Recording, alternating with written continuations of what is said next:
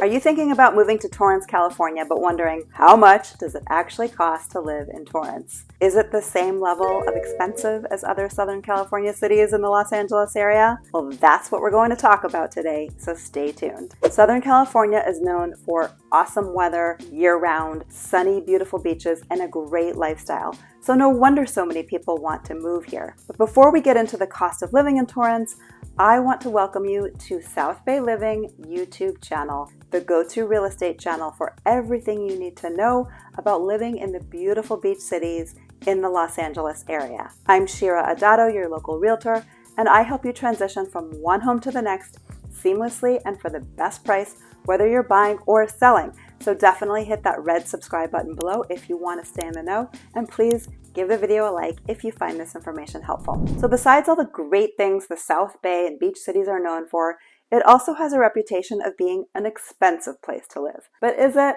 Well, today I'm breaking down what it actually costs to live in Torrance, so let's dive in. Starting with the elephant in the room, housing. Housing is one of the reasons it is so expensive to live here. Beautiful weather and being close to the beach means everyone wants to live here, and that comes with a price. They're just not making new land, and coastal property comes at a premium. The median home sale price as of this recording is roughly $1 million, which is up quite a bit since 2020 when it was in the 800s.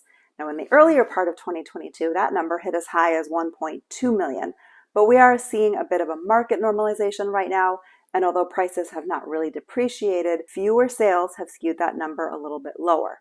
Now, Torrance is quite large, with a population of over 144,000, and there are 4 different zip codes in Torrance, so prices will really vary depending on where you live.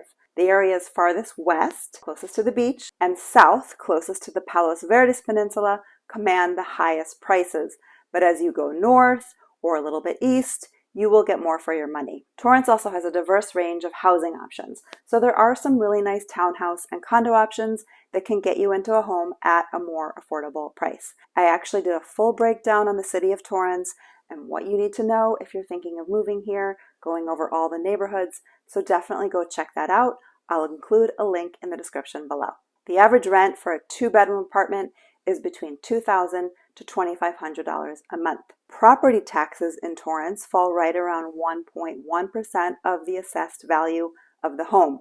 A home will be newly assessed based on the purchase price when it transfers ownership or when it undergoes a remodel. Sometimes different city assessments can be added for things like schools, so always check with your lender or title officer for an exact number. For homeowners insurance for a home at the median sales price, you can expect to pay around $1,600 a year, which does land above the national average. Moving on to utilities, warm temperatures mean we pay less in gas for heating costs than most places in the country. And while it does get warm in the summer, many places in the South Bay don't require running the air conditioner as much because our climate is dry and we get really nice cool breezes from the ocean. Temperatures here can run around 10 degrees cooler than other cities in Los Angeles. So for a 2,000 square foot home, you'll spend around $20 to $30 a month during the summer months and closer to $150 to $200 in the winter months for gas prices. These prices have gone up significantly in recent years. Electric can average $60 to $80 a month during the summer months, and that goes up closer to $100 during daylight savings hours. Now, if you're charging an electric vehicle, it's going to be closer to around $150 to $200 a month. Water can run around $50 a month, but that's without a large lawn to water. Cable and internet lands around $190 if you're using one of the main providers like Spectrum or Verizon. However, today there are streaming services which can save you quite a bit on the cable packages. For health insurance, you can expect to pay a premium of around $500 per individual for a higher deductible plan. If you have an employer-sponsored plan, that's obviously going to vary. Health insurance costs are also expected to rise in 2023. Now, how to get around. Torrance is definitely a city where you need a car. There are buses, but public transportation is known to be not that convenient, so the majority of people do drive a car. There's also the Metro line, which can get you to downtown and avoid some of the Los Angeles notorious traffic. Your car payment is obviously really going to vary depending on what you drive, so I'm not going to factor in a car payment. Gas prices shot up into the $6 and $7 range at one point during 2022, but as of today they are closer to $5, but that can change, so if you want to know what it is currently, comment below and I'll let you know. Grocery expenses are going to be pretty much the same as the national average. When I casually surveyed some moms, most say they're spending around $1,000 to $1,200 a month for a family of 4, and that's shopping at places like Costco and Trader Joe's and the regular grocery store. This area is chock full of really nice high-end and organic options like Whole Foods and Sprouts and Lazy Acres.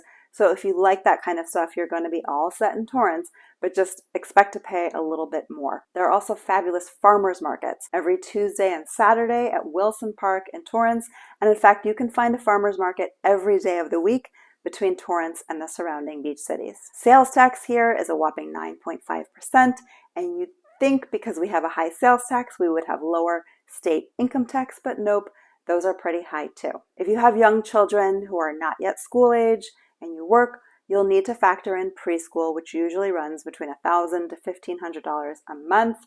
Good preschools fill up quickly. So if you're thinking of moving here, you can reach out to me and I'll send over a full list of the area preschools in the South Bay so you can begin your research and get on a wait list. Just shoot me an email that says preschools in the subject line and I'll reply back. Dinner out for 2 at a mid-range restaurant will average you about $75, but expect to pay a little more if you're going to order drinks. Of course, there are some great inexpensive restaurants and taco joints where you can enjoy a really good meal for less because the food quality around here is so good. So that should give you a good start if you wanted to learn more about the cost of living in Torrance. If you are interested in moving to the area and would like access to off-market properties, send me an email at homesbyshira@gmail.com and I will get you hooked up. And for the pros and cons of living in Torrance and everything you need to know, you can check out this video right here.